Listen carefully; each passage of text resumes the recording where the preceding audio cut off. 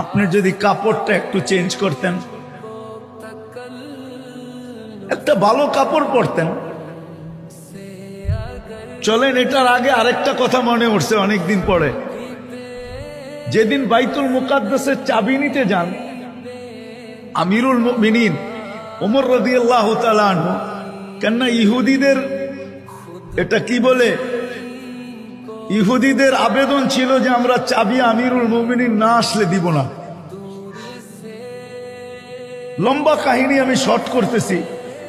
তো যেদিন উনি শামে ঢুকবে ওই দিন রাত্রে শামে খুব বৃষ্টি ছিল। তো সারা রাত্র চলার পরে সকালবেলা উনি শামের সীমান্তে ঢুকবেন। আবু উবায়দা রাদিয়াল্লাহু তাআলা আনহু স্বাধীন করছিলেন ফিলিস্তিন। তো উনি সীমান্তে এসে অপেক্ষা করতেছিলেন। তো সকালবেলা পালা ছিল, গোলাম উটের উপরে থাকবে, আমিরুল মুমিনিন রশি টানবে। কিন্তু শান্ত আপনারা দেখেন নাই, বৃষ্টির কারণে কাদা ছিল। তো উনি জুতা খুইলা বগল তলে নিছেন, বাম বগল তলে, আর চাপ দিয়া ধইরা বাম হাতেই কাপড়টাকে উঁচা কইরা ডাইন হাতে রশি টানতে ছিল।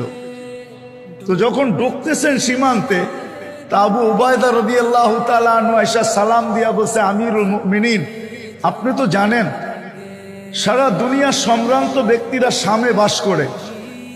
ওই সময় যেমন আমাদের বাংলাদেশের সম্ভ্রান্ত ব্যক্তিরা গুলশান, বনানী, বাড়িধারা, ধানমন্ডি বাস করে, এর চেয়ে সম্ভ্রান্ত ব্যক্তিরা মিন্টু রোডে বাস করে, ঠিক না? আরে মনে হয় বোঝেন না, মন্ত্রীপাড়া, ঠিক না? তো ওই দুনিয়ার সমস্ত সম্ভ্রান্ত লোকেরা তখন শামে বাস করত। তো বলতেছে আমিরুল মুমিনিন, সায়াখরুজু আলাইকা শুরাফা উশ শাম, শামের